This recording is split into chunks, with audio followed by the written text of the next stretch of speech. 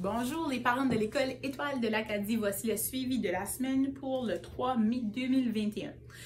Premier message pour la cafétéria. Le repas arabe cette semaine, le repas à 3 $ et ce mercredi ici, c'est le burger au poulet. Pour des raisons exceptionnelles, demain, mardi, la cafétéria sera ouverte, mais il n'y aura pas de repas chaud de servi. Alors là, on pourra servir des subs, salades, déjeuner matin pour dîner, etc. Mais au dîner, il n'y aura pas l'assiette principale de servi pour des raisons exceptionnelles, mais le tout devient à la normale ce mercredi.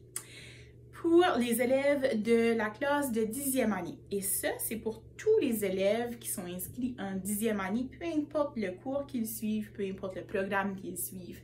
Il y a le 5 mai, la mise à l'essai d'un test de compétences au niveau de la lecture et de l'écriture.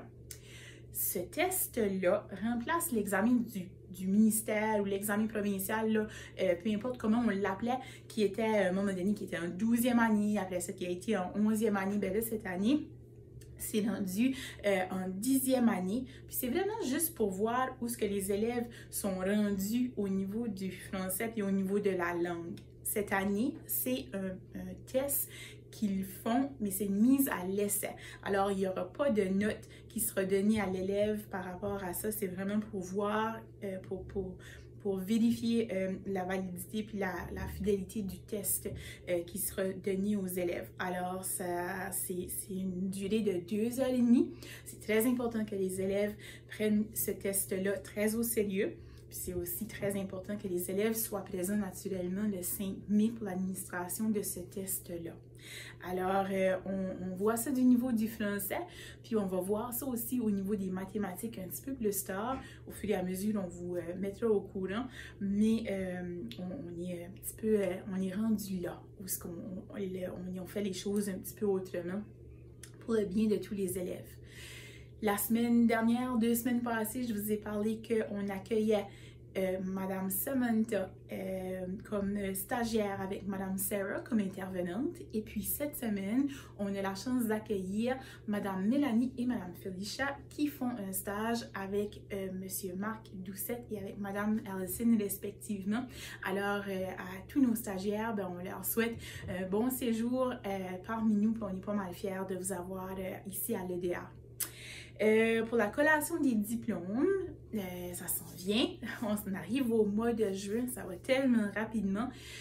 Pour les parents, la majorité d'entre vous ont été mis au courant. On a parlé avec quelques parents, puis je sais aussi qu'il y a une rencontre de parents qui s'est organisée aussi. Alors, on attend sûr et certain un petit peu plus d'informations de la part de la santé publique, malgré que c'est difficile d'avoir un portrait de quoi sera rendue la situation de la COVID rendue au mois de juin. Mais on a quand même, on se base quand même beaucoup sur le plan de l'année dernière. Alors, si vous avez été mis au courant, vous avez vu un peu comment ça se passait l'année dernière, on va essayer de transposer ça cette année pour nos élèves de la classe finissant 2021. Soyez rassurés toutefois qu'on va avoir une rencontre avec vous, les parents des finissants et les finissants aussi pour juste mettre les choses au clair. Mais tout de suite, on est encore en train de vérifier quelques petits détails pour faire de cette journée une belle journée, puis une journée remarquable, puis mémorable pour tous nos élèves finissants de cette année. Vous nous avez entendu parler un petit peu des changements qu'il y avait au niveau des examens du ministère, au niveau du secondaire. Alors, la semaine dernière, tu sais, des fois, qu'est-ce que vous dites? Ben, vous devez peut-être vous demander, ben, quand ils prennent des journées cap, là, les enseignants, puis les membres du personnel, ben, qu'est-ce qu'ils font pendant ces journées cap-là? Nos enfants sont à la maison, mais les enseignants, ils font quoi durant ce temps-là?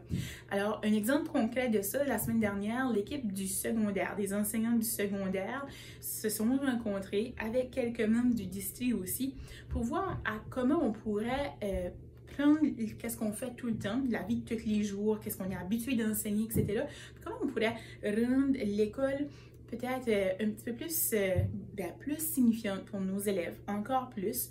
Puis comment est-ce qu'on pourrait prendre les cours qu'on a, puis essayer d'offrir plus de choix de cours à nos élèves.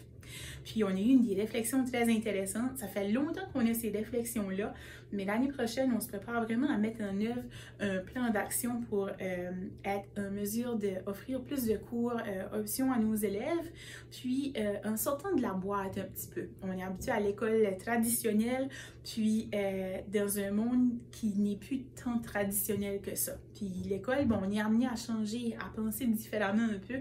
Puis j'ai une super belle équipe à l'école qui est capable de nous aider à faire ça. Alors, on a commencé à parler aux élèves un petit peu du secondaire. Les élèves sont très intéressés par le fait d'avoir plus de choix de cours, d'avoir une genre de liberté de choix, etc. Tout en étant en suivant des programmes qui sont prescrits par le ministère avec des résultats d'apprentissage spécifiques et généraux. Alors, vous allez entendre probablement vos enfants parler de ça. On a ça qui s'en vient pour le secondaire. Au niveau du primaire, on a 2 groupes de parents qui ont été rencontrés pour un projet. Au niveau de première année, de deuxième année, on a eu une rencontre avec les parents pour discuter de ça.